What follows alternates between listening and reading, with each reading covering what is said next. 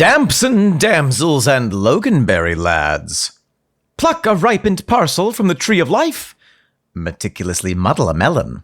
And you know what they say, Nick, when life gives you cactus pears? Listen to Talk Tull to me. That's right, that's what they say.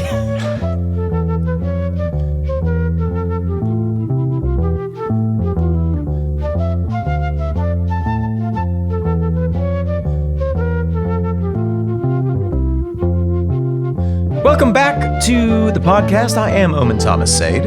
And I am Nick McGill. Together we are Feckless Momes. And this, my little can of tropical fruit salad, is Talk Tull to me. A semi-legal gleaning expedition in the biodiverse orchards of Prog Rock, in which Nectarine Nick and Blood Orange Omen will gorge ourselves on each and every tasty track that Rambutan rock band Jethro Tull have ever peeled the rinds off of and de-seeded for our pleasure. We will applaud the passion fruit paradiddles of Doane Perry. We will gallop to the grapefruit grace notes of Andy Giddings, and we will boil a bucket of breadfruit in honor of guitarist and songwriter Martin Barre. And if we can jack the jackfruit, meddle with the medlar, and be loquacious with the locot, we may just get a tongue taste of that sweetest of the bitter fruits, the crabapple composer, the eldest of the elderberries, the muskiest of the muskmelons, the cherished cherimoya, a man who won't stop finger-liming his fig flute.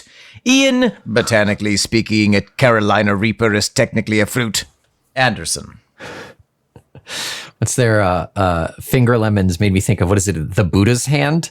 Oh, the Buddha's hand. That weird, like, it's a citrus, but it's just like a little claw. It looks really strange, yeah. I've never tried that, and I've never tried finger limes, although I'd very much like to. I'm sure you could grow one down there, right? In theory. I'm still working on growing a lemon. How's that going, by the way? It's good. I think it might be very soon time for a tarte au citron. Ooh. I have a big lemon that's ready. That's just about ready to go. Nice, really? Yeah. Is this the one that you got from your brother because your other one died? Yes. Yeah, nice. Yes. Did that one ever fruit, the first one? It fruited a couple of times, yeah. So did you. I fruited more than once. This would be the first fruit from the new lemon tree, though. That's not that old of a tree. Did it come to you with a fruit on it? It came to me with a fruit on it, yes. You sound like you're trying to think of your alibi. You're trying to keep your story straight. To me as a fruit. It did have a fruit on it. That's why I wasn't able to have a non-fruit. No fruit. It's my alibi. I did not kill that man. Yes. I did not kill that man. Don't know where all that blood came from. Nick, speaking of the juices of juicy creatures. Oh, juice it up. What is the song about, hello, welcome back, Nick, about which we are talking Tull about right now today? We are discussing 2 tracks, actually, off of Jethro Tull's jtull.com. It is tracks 7 and 10, Hot Mango Flush, and Mango Surprise for dessert. The surprise will have to wait. Ooh, can't wait to find out what that surprise is. In the meantime, we are going to listen to and talk to all about Hot Mango Flush. Pour on the tagine, and let's have a listen.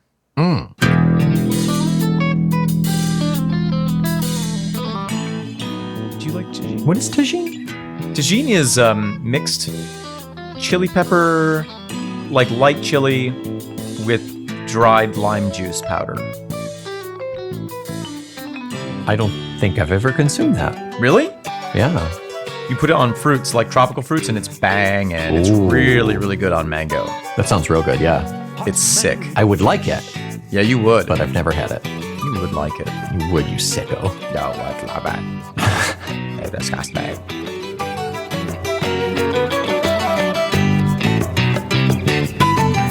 Hot Mango Flush. Hot Mango Flush. Banana. Banana? What if all of the riffs were inspired by the words for fruits? Banana banana. Jaja Rain. Pineapple. Nick, that is Hot Mango Flush. That it is. It is your favorite Jethro Tull song of all time. Top of the list. No song will ever beat Hot Mango Flush for one Omen Thomas Sade. And that's why we are stopping the podcast after this episode, because it would all be downhill. Can't get any better. Yep, that's our last one, guys. Thank you. I do really love Hot Mango Flush. It has a special place in my heart. I guess it's maybe not my favorite Jethro Tull song ever, but it is up there. What is this special place, Omen? Can you tell me on the air? It's a special closet that I go into sometimes and look at old things. My Uncle George comes with me sometimes. No, it's one of the things that I think is compelling about Jethro Tull is that they take themselves seriously as a band, even when they're being silly. They take being silly quite seriously. Yes, it is such a regimented Silliness. lightheartedness Yes, a regimented lightheartedness. I agree. Yeah. that it's, I don't know, it's not, I don't want to say off-putting, but it doesn't come across as genuine, I think. For this song or in general? For this song in particular. And for me, this song is a little bit of the exception to the rule, Oh, where I feel that there is a different approach at silliness being taken. And that to me is interesting. It makes it unique. It makes it stand out. I agree that there is some seriousness that pervades this song and is the most serious song about a hot mango that you could possibly find in the universe. yeah, it is. It might be the only song about a hot mango in the universe, The only serious song. but it's serious. Yeah. But for me, there's an interplay. I guess usually with Tull songs, the silliness and the seriousness are in line with each other. Yeah.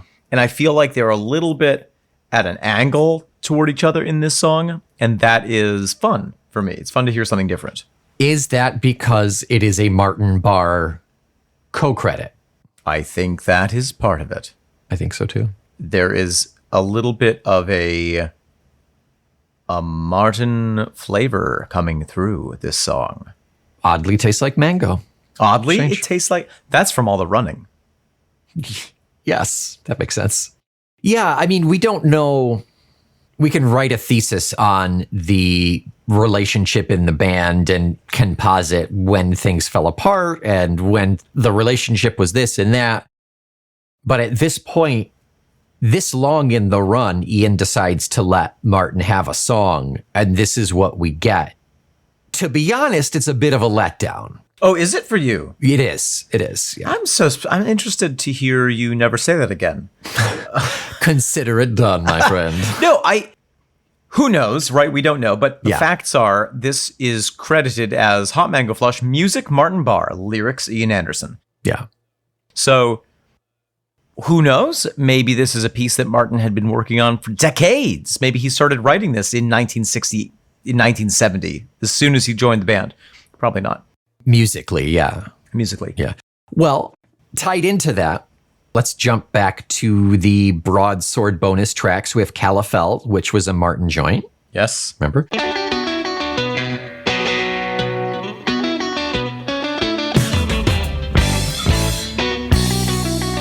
And Return to Calafel. And Return to Calafel. Yep. Don't forget to go back. Nope.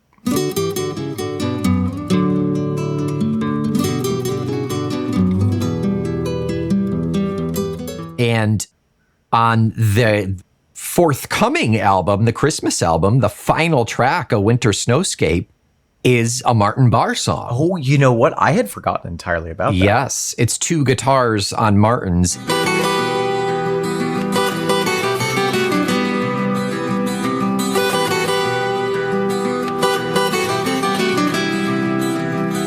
And in the J. Tull one, it is Martin and Ian. Martin's guitar and Ian's flute.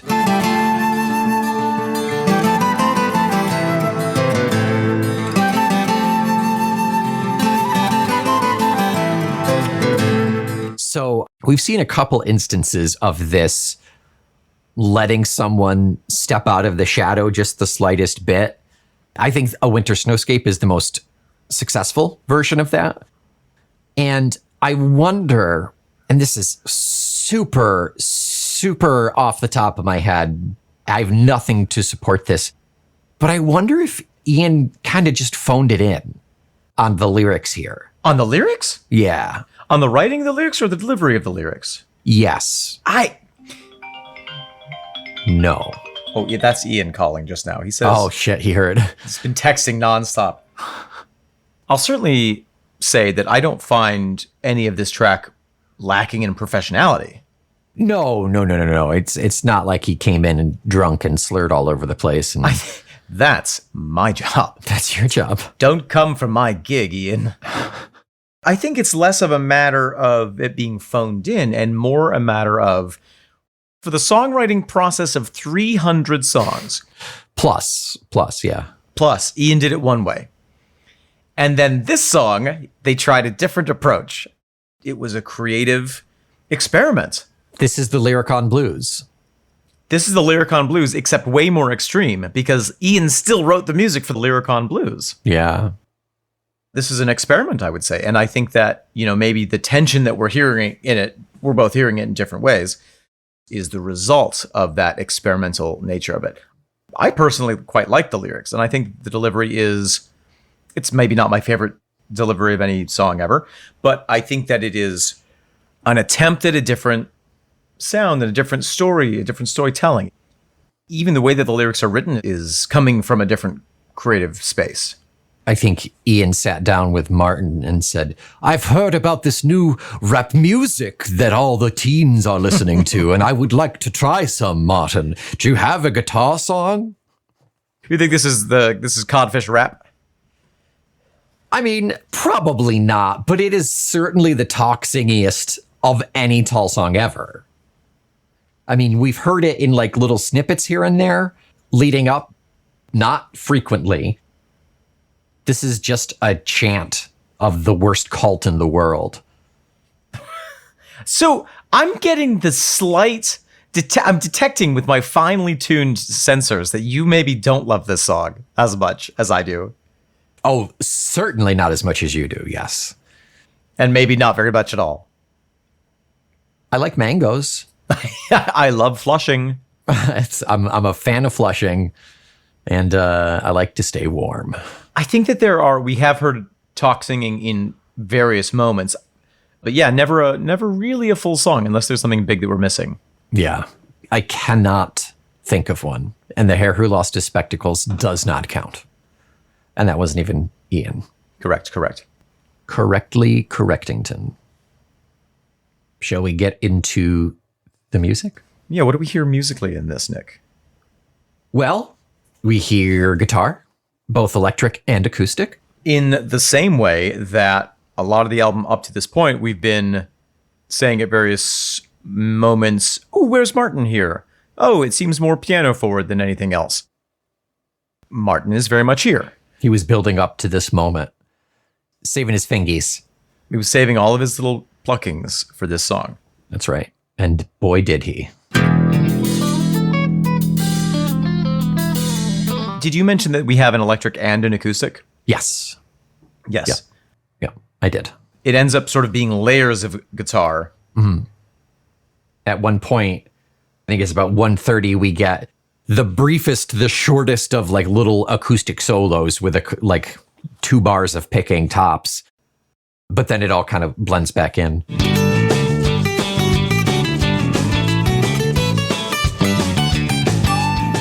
At our startup, we get just a steady cymbal from Doan, just setting us up to splash on through with the cymbals. I wrote in the intro, is Doan playing the drums in reverse?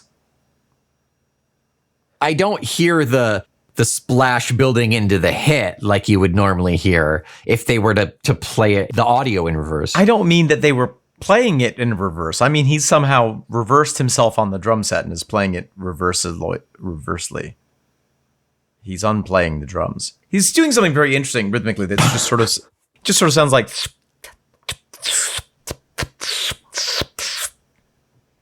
I did not hear that. I will have to re-listen for that.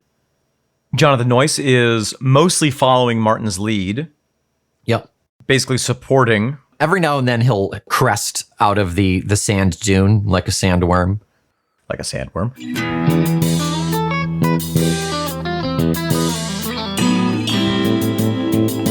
Mostly he stays underneath like a sarlacc Yes, exactly.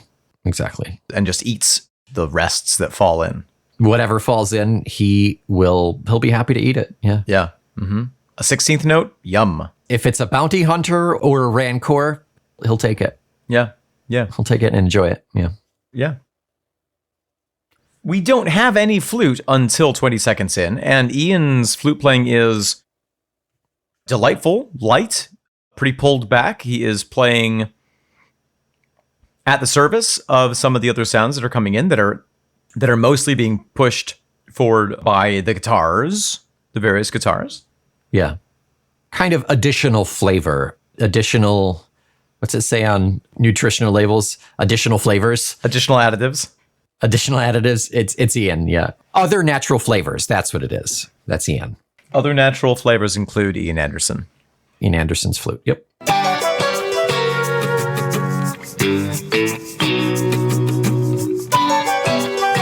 We've got xylophone in there. Yeah! I was going to suggest, is it perhaps marimba? What's the difference? Well, the difference is that a marimba has wooden blocks that you hit, I thought that was the xylophone. and the xylophone's metal. And what's the Glock? Smaller and metal. Then I would say marimba, yes.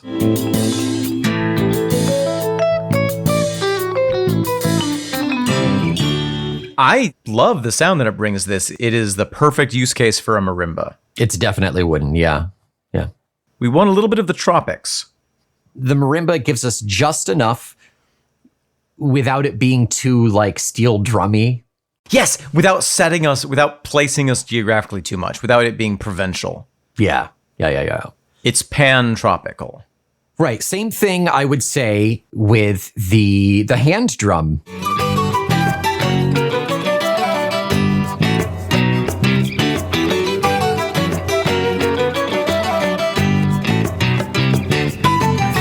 Hot mango flush. When we're not doing cymbals, we've got a nondescript hand drum in there, just giving us the vibes. Yeah, just vibes. Just vibing. Yeah. Just vibes. And the good thing is mangoes grow in a lot of different places in the world. So this is really a pan-mango, A pango experience. Yeah. Yeah. I enjoy the pango. Hot mango flush. At 3:05, Ian sings Gyroscopic Pink Neon Beams. And Andy Giddings goes in the background with a really fun, like futuristic sounding synth sound. Pink neon beams. Everybody's pink neon beams. Everybody. It sounds like a giant moth taking off. Yeah, I will. I'll listen for that. I did not get anything like that. I'm excited to experience that in this song. Check out 305. Speaking of numbers, this song is surprisingly to me in 4/4, 4/4, yeah. but with an odd rhythm that makes you feel like maybe it's not in 4/4. And there is at least one measure of 3/4 thrown in at some point on a transition. Oh wow. Okay. I think when they're coming out of the music breaks, going back into the verses, there's a dropped beat somewhere shortening one measure.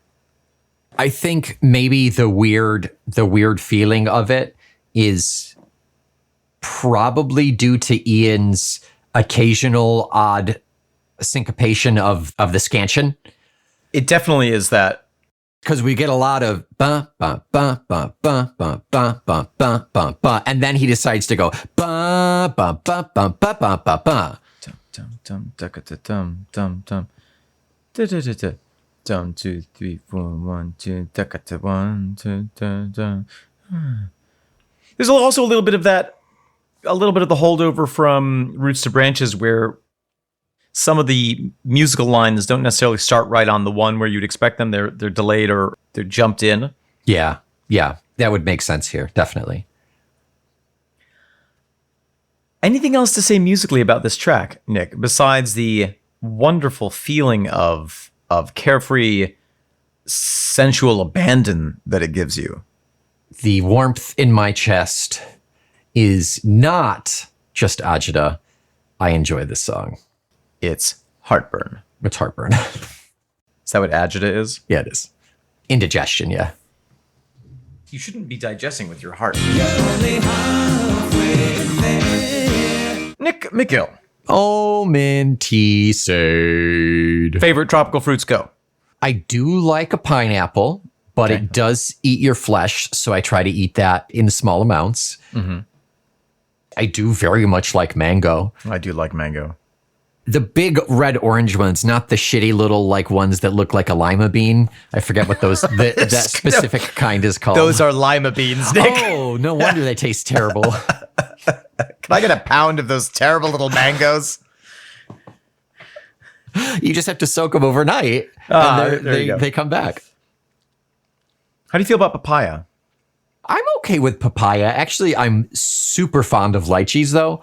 You mentioned rambutan, which is the ugly stepsister of lychee. Yes, I did, and yes, they are. Yeah. But delicious. Very good. Very, very good. I like them all. I cannot think of a tropical fruit that I don't like. I don't love a kiwi, if I'm honest. I know. You'd think I would. I like them aesthetically. I like how they look. I don't like the fur like on the them outside. Small and furry. I like the taste, but it's also very bitey to me. Maybe I'm slightly allergic. Well, it's also really hard to pinpoint when a kiwi is perfect, too. It's one of those. Yes, sure. Yeah. So, yeah, I can understand. But when I've had a good kiwi, but I think they're also acidic, too. They're very acidic. Yeah. I tried dragon fruit kind of for the first time recently. Isn't it flavorless? No. I think that when you flavor things dragon fruit flavored, there's not a very distinct flavor there. Yeah. But I've tried one. It's like the white with all the tiny little black speckles in there. You scoop it out and eat it.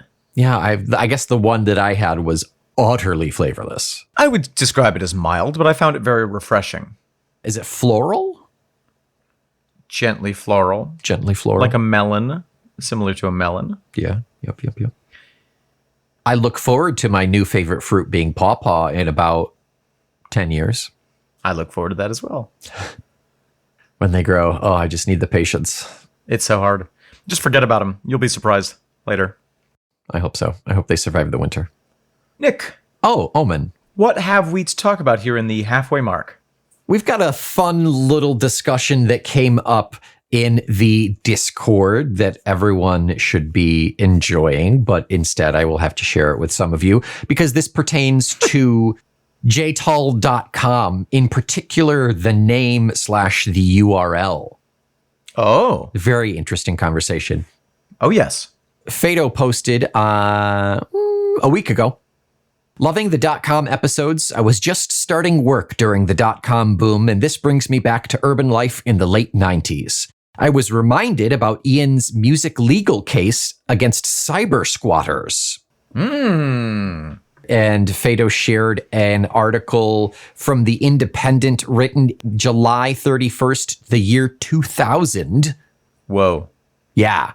It's about both Jethro Tull and the artist Sting legally fighting people to get their URL because these people scooped them up. These randos bought them. To define cyber squatting, it's if there's a domain name like whatever, like nickmcgill.sexy. Like sexynickmcgill.com. Yeah. And any rando, like you said, can buy that. And then when Nick and his sexy empire wants to take off and have that domain name, you would have to buy out that person. Yeah.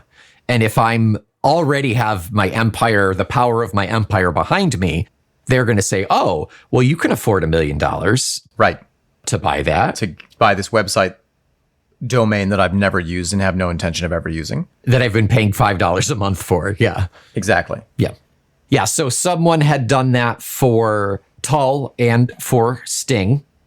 And I think that in the early days of the internet, there was a little bit of a rush of people buying up domain names because they thought they might eventually be valuable. Those digital entrepreneurs, but it was a great foreshadowing of just how nasty the internet can be, to be honest. You know? And then Fado says, Sting lost and Ian won. I realize I'm a bit cynical about Ian's motivation, but at the time it appeared he went overboard on the .com stuff and Tull.com because he was mad JethroTull.com was cyber squatted. Hard to imagine, but folks used to just buy terms like pets.com. I wonder if Danny Hammerton, the person who bought JethroTull.com and offered to, quote unquote, sell it to Ian for a few thousand, is still around. He's a chap from Florida. Fado also provides the link of the actual arbitration and mediation of the domain itself, and the attempt was to get JethroTull.com and Jethro-Tull.com. To carry on with Fado's writing, complainant owns right to exploit goods and services under the name Jethro Tull, the name of a musical band which is said to have enjoyed considerable music success throughout the last 30 years. That legal speak. I personally have never heard of them, but I hear great things. And Ian was willing to pay probably like $30,000 just so he didn't have to pay this person $1,300 just on principle, just so he didn't have to buy it. He paid the legal fees to get it for free, technically. It's interesting, though, comparing the two cases, because when you read that article, the Sting case, Sting wasn't able to get Sting.com. Yeah. And that hinges on the fact that the word Sting could reasonably be applied to many more things than a tantric rocker. Right. Whereas JethroTull.com, in the viewance of this judge, really, since seeddrills.com is already flourishing, yep, and there's no need for a historic site about the historic Jethro Tull, that they were basically saying, there's only one thing this could possibly be used for, and so this is a very much an intentional squatting situation. Ah, yes. Even though the person who had Sting.com probably wasn't using it as a bee-related site. No. They were probably not using it all, but still. They were using it as a site about that film, The Sting, where the theme music is beep beep beep beep beep beep beep beep beep beep beep beep.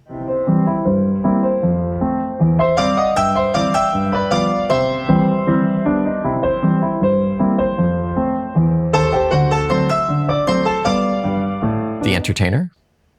The movie's called The Sting. No, that song is called The Entertainer, I believe. The movie is very entertaining, yeah.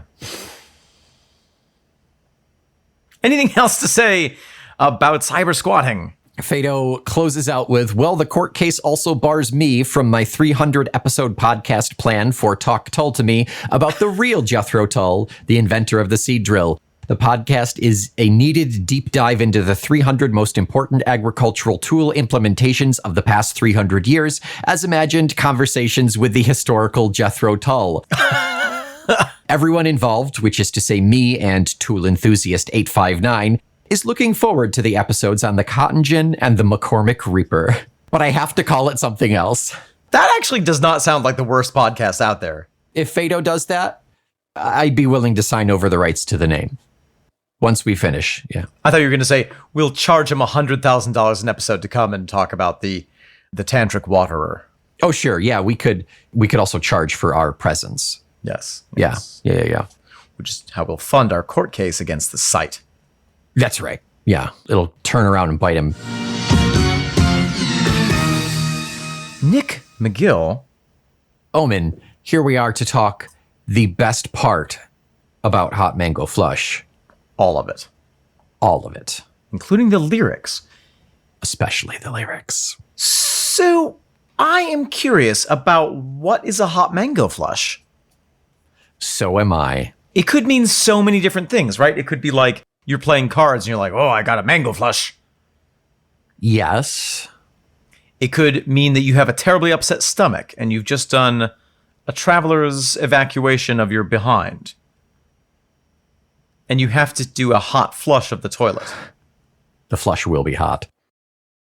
Although it's not represented at all in the lyrics, for me, it makes me think of the tagine you were saying. If you put it on mango, it adds a little spice, a little heat, and you get flushed. You get flushed from the heat.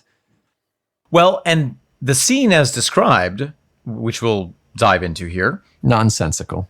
One could imagine that it's a tropical situation in which people are feeling flushed. People are displaying skin flush. Yeah.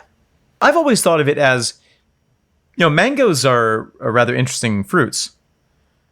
Fruits don't ripen all like it's green, it's green, it's green. Bam, it's yellow, it's ripe, yay. Yeah, right. They ripen, like a little bit at a time. Usually where the sun hits is where it ripens to begin. Usually where the sun hits is where it ripens to begin. So I've always thought of the flush as being the color creeping around this mango as it ripens and then picking it straight from the tree and literally eating it hot from the sun. That sounds amazing. Very messy. Yeah, worth it though. So that's kind of how I imagine this song is like. I bought a mango in the market. It was hot from the sun. It was the best thing ever. I'm trying to capture this moment. Yeah, okay. That works. Hot mango flush. Hot mango flush. Ladies with ice cream hair, gyroscopic pink neon beams. Ladies with ice cream hair, gyroscopic pink neon beams. Velvet Mondegreen. Okay. I heard beads, like a bead necklace. Gyroscopic pink neon anal beads. You joke about a blue subject, but I think that's what our gyroscopic pink neon beams are. I think it's the woman's bosoms. Really? I do. So what's the ice cream hair? Just the color of the hair. Ice cream colored? Yeah, like vanilla ice cream, like white hair. Old ladies. Yeah. That's why they're gyroscopic, because Oh, I see. they're pendulous. So that's interesting. I did make the connection with older ladies. Ice cream hair to me always meant that like the hair is sculpted in those folds so that it looks like several scoops of something on your head. Yeah, coiffed in such a manner. Yeah. I think that gyroscopic pink neon beans could just be a reference to some sort of a neon advertisement. If we do find ourselves in this market, which we mention here in a few minutes. I don't understand the gyroscopic part, but there are like great big powerful lights that spin and are on a gyroscopic base. So, I mean, that's possible too. Even less powerful lights. If you go down to the county fair or the state fair, you might have to go to the state fair. Oh, that's right. Yeah. You might see food trucks that have spinning advertisements on them. They might be lit up for the night. Yeah. Okay. Everybody's happy about something. Everybody's happy about something. The most accusatorily sung line of the song. The underlining thesis there is, and I hate it. Yeah, it's interesting. There's I feel like either subtext in Jethro Tull is either non-existent or extremely difficult to suss out. And this is an exception. He tries his damnedest to be an unbiased observer.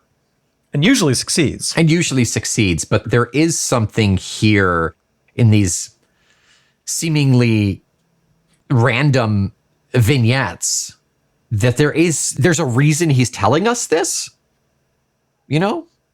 Right. But it feels a little different. It feels different. This song is interesting because it feels a little bit different. All the images I understand. The lyrics to me are not baffling on this for the most part. I mean, as we get into the specifics, lots of different interpretations, but the crowd moves like a flock of starlings. They switch direction at one, jive on the jukebox, jack and joker, split the night air with whoop and holler. The crowd moves like a flock of starlings. They switch direction as one. Jive on the jukebox, jack and joker, split the night air with whoop and holler. It's sort of a carnivalesque night market. A Disney-esque adventure ride, even. A Disney-esque adventure ride.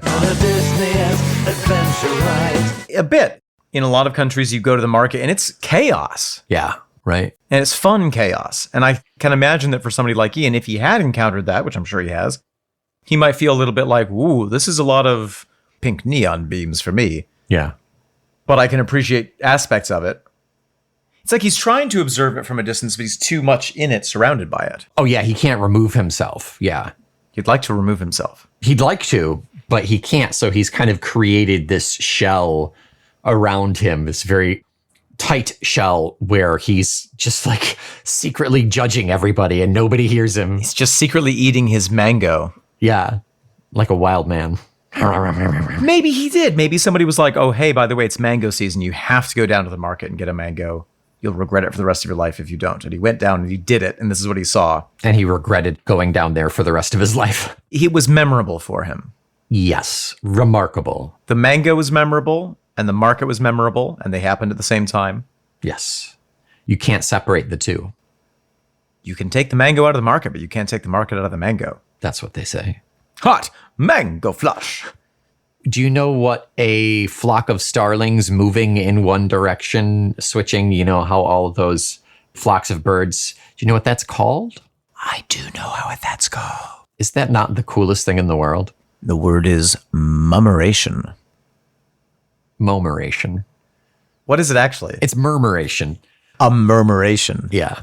Yeah. That is the only thing in nature that I will stop everything I'm doing, including driving a car, to watch that happen. I cannot look away from a murmuration. It's entrancing. They are very interesting looking. Yeah. And I appreciate the observation that the crowd has become a communal unit. Yeah. People are no longer making individual choices. The crowd itself is moving. One can see that in groups of humans. It's true. But unfortunately, to do so, one usually has to be around groups of humans. That's why I've never seen it. Faint aroma, wood smoke, old fish, diesel, harbor, roadside, mongrel. Faint aroma, wood smoke, old fish, diesel, harbor, roadside, mongrel. Scansion completely different than anything else we've ever heard from Tull. Yeah. And I think that's part of the reason that it sounds so strange and why it's hard to pin this song down. Mm-hmm. It's the sing speak. It lends to it. But even where he's breaking the words, even the rhythm in which he's giving the words, Yeah. in which he's written the words, Right. is different than what we usually have. I think the sing speak allows for that to happen. I think if he were to be just singing it, he wouldn't be inclined to split it in such a way. Perhaps so. Yeah. A painted man with buttons barely holding, bursting belly bulging. Painted man with buttons barely holding, bursting belly bulging. Bursting belly bulging. Painted pumpkin. Painted pumpkin man. Boat brings Billy Bob, the painted busting man. I don't know why he's painted. Maybe he's so drunk that he's painted. That's a bit of a slang expression. Ah, yes. Yeah, that makes sense. That makes sense. Maybe he's a carnival clown. Maybe he's a clown. Maybe he got his face painted. They do that at carnivals. They do. Yeah. He's like, I would like my face painted and to eat all this funnel cake. But I think a reference to it being inebriation is probably the most likely. I like that. I didn't think about that. Hot mango flush. Hot mango flush. Hot mango flush. Doe-eyed ragamuffin mumbling, scolded for some vague infraction. Doe-eyed ragamuffin mumbling, scolded for some vague infraction. I love the image. I mean, it does conjure the kind of thing that you see in these public environments. Yeah. A lady bending over her kid being like, no, no, no, no, no. And the kid being like, Yeah. If I remember correctly, that doe-eyed is doe-eyed. He holds doe exceptionally long on that one. Yeah. Doe-eyed ragamuffin mumbling. Yeah. Stole a penny candy-colored sweetheart kiss. Down at the market. Down at the market. Stole a penny candy-colored sweetheart kiss down at the market. Is that our doe-eyed ragamuffin? Is that our narrator who stole that kiss? I don't think it's the narrator. I think it's the ragamuffin, and I'd always interpreted this as both one way and another way. Candy-colored rain. Candy-colored rain. This is actually the first single From Candy-Colored Rain. to go platinum. The first and last single from... I think now I interpret it as some kid stole a 1 penny candy and is getting told off for it. Mhm. And that candy is called a kiss. Right. Like the Hershey Kiss. Like a Hershey kiss. Yeah. I think it could also be a ragamuffin, meaning like a slightly older child, like a teenager, who stole a kiss Right. Yeah. from Candy-Colored Lips. Ooh. Spicy.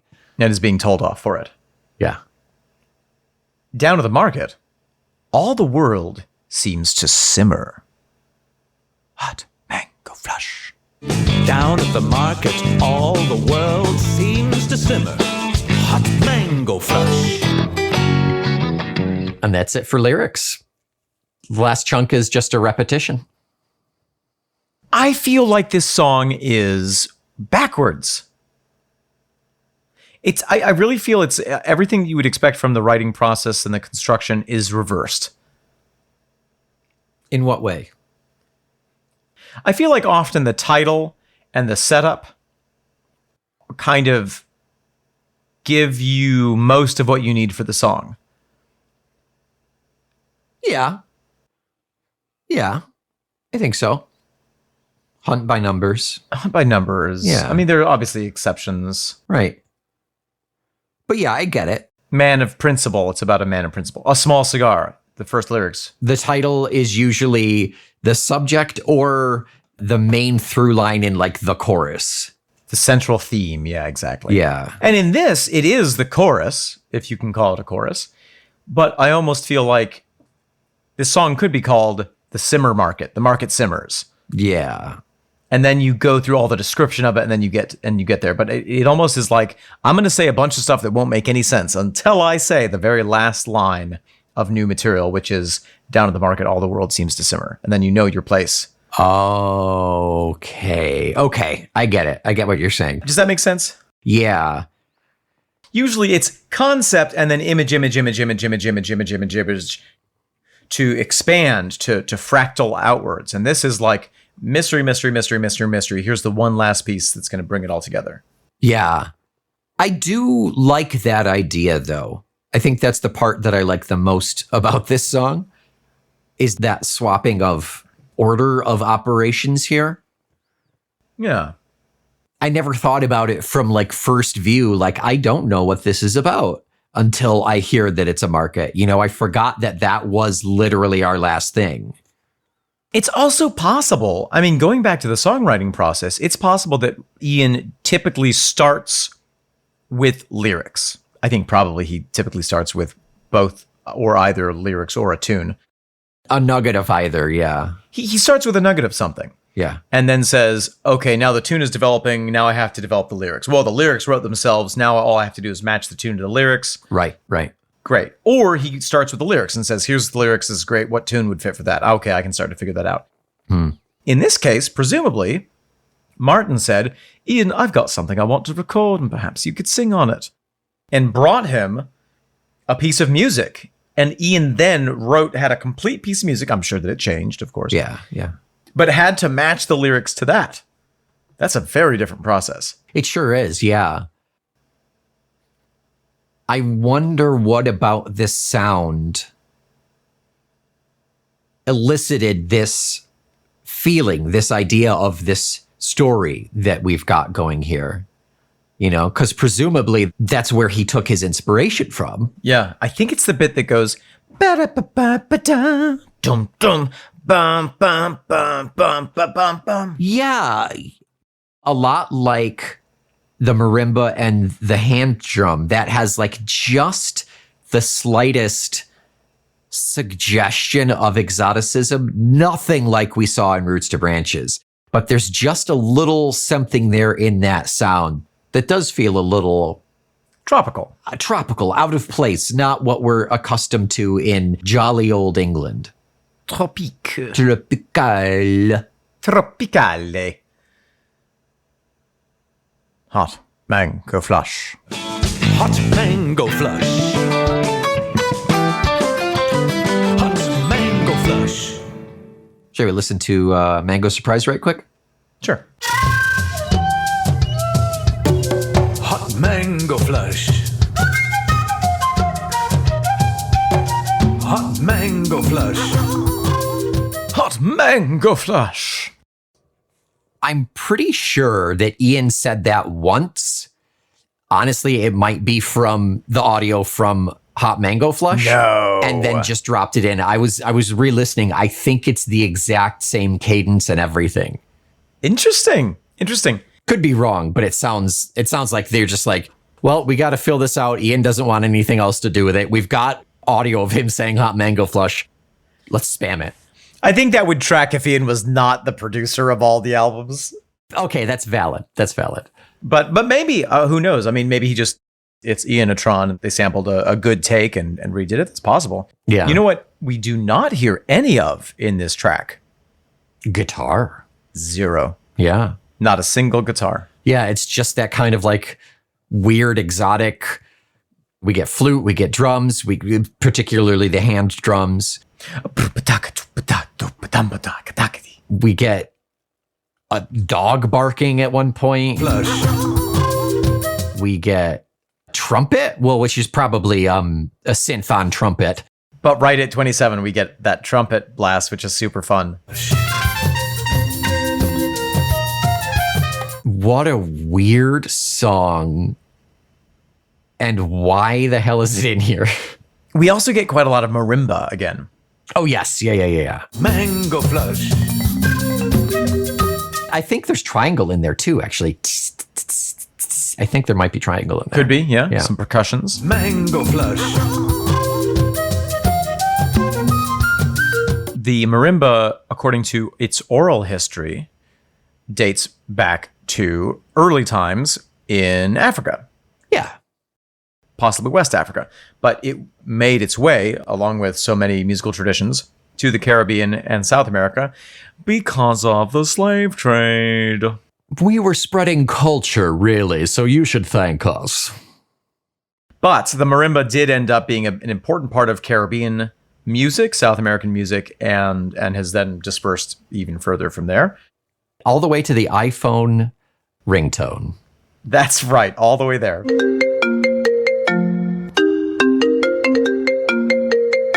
At 50 seconds in, there's a yep. Yes, there's a lot of ejects in this one.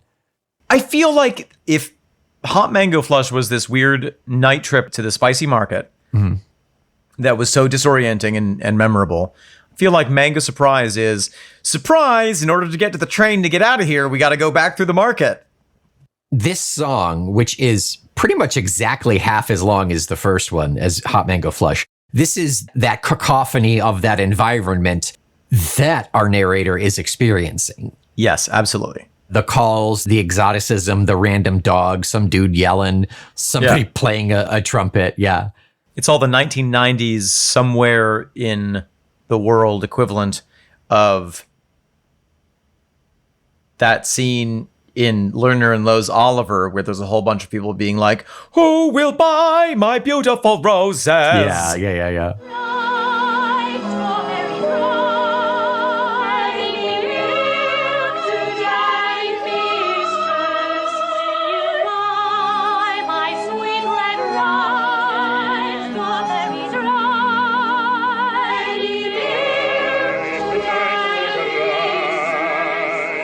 It's that, but with a little bit more tropicalness.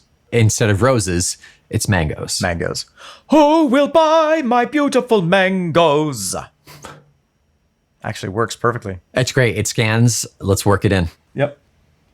Total flute experience. This sounds to me like it could be Ian's standard concert flute. It could also be a more mysterious wooden flute of some kind. Yeah, I remember, was it on this album? Or maybe a little bit of last album. There was one song on one of the, very recently, the episode just dropped, where we learned that it was a wooden flute, and we had no idea. It was like an Indian wooden flute. I wouldn't be surprised if this one is wooden, but hell if I could tell you the difference sonically. Listen one more time. Hot Mango Flush. Hot Mango Flush. Hot Mango Flush. Hot Mango Flush. I take it back. I think that's wooden. I'm going to take it back as well. I think it's a concert flute Scout. because it has such a range. It could be wooden flute. There is something about it that makes it sound that way. Yeah, it just feels more organic as opposed to the really clean that you get from like a metal instrument. Yes. I also lie for a living, so who knows? Wow. Okay. Yep. Interesting. Interesting stuff here on the Talk Tull to Me podcast. That's right. It took us 304 episodes, but the truth comes out. Anything else to say about Hot Mango Flush or Mango Surprise? I think I have a newfound appreciation for the story. The one that we came up with. Yeah, the market story. And a newfound appreciation for the song that is Mango Surprise. Okay. But I do not like the sing-song talkie. You're not a fan of the sing-song talking. Not a fan of the talkie sings. I think I can tell you why. Why, Omen? Tell me why. Well, because if you look... Tell me why. Turn nothing but a distinct. If you go all the way forward in time to tracks from the Zealot Gene, for instance, we have a greater closeness with talk singing than we do in general on this album. .com. A greater closeness? There's more talk singing. There's more use of the talk singing or singing, which is very talky. Okay, yes. Yeah. Not all the places, but in a lot of them, or even as you get into rock flute. Mm-hmm. Ian is engaging more with the talk singing part of his abilities. Right, because it was 23 years and he needed to figure out what the hell to do with his voice. He's working with his voice and he's making it work and it sounds awesome. I think the reason that we like that sound is because it is imbued with this sense of drama. It's imbued with this sense of storytelling and the aesthetic of hearing the voice itself, warts and all, as it were. I think with Hot Mango Flush, it feels like rather a polite recitation for a school. Yeah. And I think it's intentional. Maybe he was trying to create that contrast between, I'm going to say things like this, and the music being very wild and interesting, chaotic. Mm-hmm, mm-hmm. But I don't think it works for you. Yeah. I think there's more that gets added to the talk singing in those later albums, whereas this is just pure. Like you said, it's just that clean, I'm going to recite this, which is not my favorite delivery. My favorite delivery is a mushroom pizza. My favorite delivery is DiGiorno's. Is my son. He was delivered as a baby. Hot Mango Flush. Hot Mango Flush. Omen. We could have stung.com. We could have stung.com. When Sting dies, they're going to want stung.com. And boy, what a mess that's going to be. Sting, stang, stung. Omen, next week, Ooh. we are going to talk another exotic song. The name is In Espanol, and it's about the weather. I believe this is the only use in any Jethro Tull song title of an enye, The tilde over the N, yeah. which is the tilde over the N. The song will be very prescient to current events. Not the first time Ian has had a Cassandra moment and written something to expect. Yep. And that is next week, we will talk about El Nino. El Nino, it is the little boy. El Nino. I think it sounds something like that. Similar. Close enough if you squint. Until next week, I am scolded for some specific infractions. I'm Omen Thomas Sade.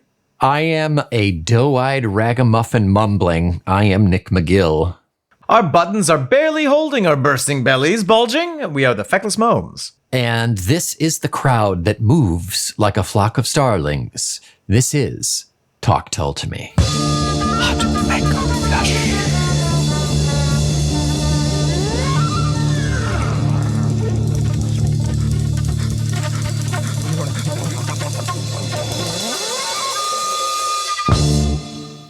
And now a special announcement from the Feckless Momes Audio Network.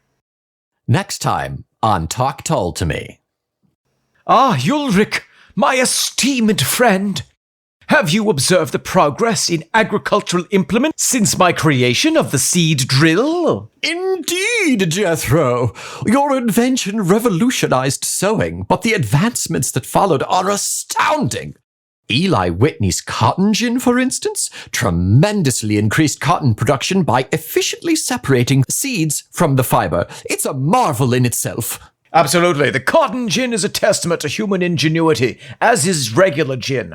And let's not overlook Cyrus McCormick's Reaper. That mechanical wonder transformed the harvesting of crops, making it far less labor-intensive and significantly boosting productivity.